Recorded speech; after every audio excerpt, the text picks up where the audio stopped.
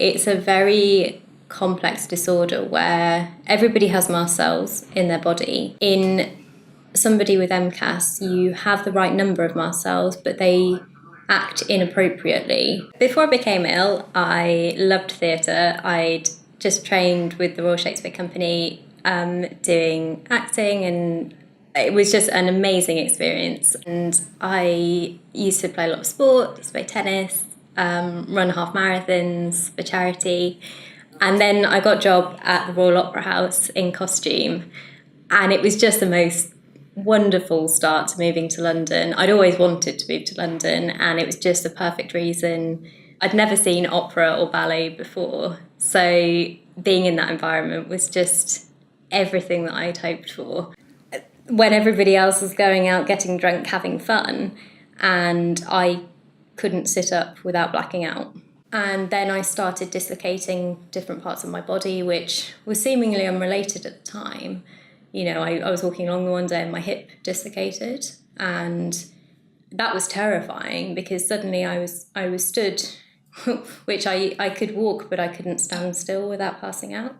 So suddenly I'm stood in the train station and my leg is not in the socket. And so I found myself having to try and put my hip back into the joint and just sit down in the middle of the train station, which was humiliating.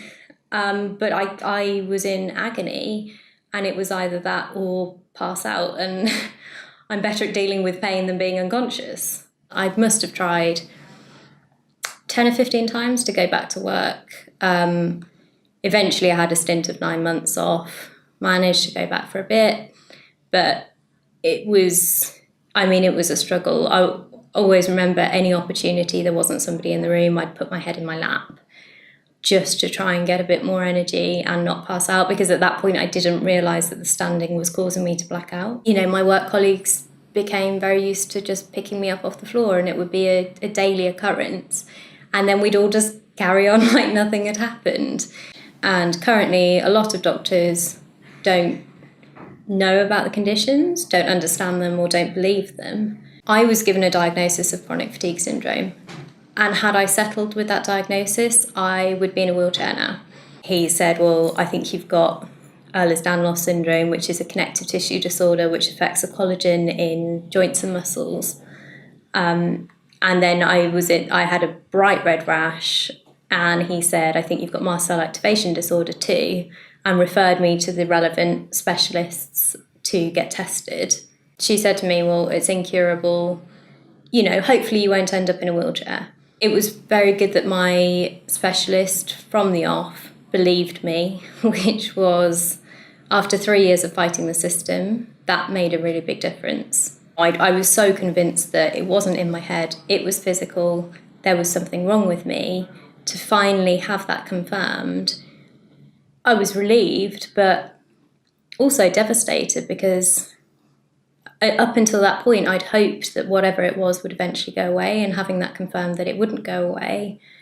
I mean, how do you come to terms with that at 22? I didn't really realise at the time what that effect would actually have on the rest of my life. You know, being told you have something that's rare and incurable and difficult to treat, that takes its toll, and having 3 years of not being believed. But then the reality of, I've got a potentially life-threatening condition that I'm going to have for the rest of my life, that is only treated on privately, which means that I'm going to have huge medical bills for the foreseeable future. That was quite scary. If I can raise awareness, then that hopefully means that other people won't have to spend 3 or 4 or 5 years getting a diagnosis, and won't have to spend, you know, my parents have spent over £10,000 on my treatment, which I'm eternally grateful for, and I'm very lucky. 5 years on, I am managing to do normal things. I've built a business. I've got amazing friends and family. I've got a boyfriend. I'm managing to be kind of normal. I'm never going to be normal, but I'm more normal than I was, and I'm not a smoker. I didn't really drink. I didn't do drugs. I ate well. I was out running 3 times a week, and I've got a genetic condition.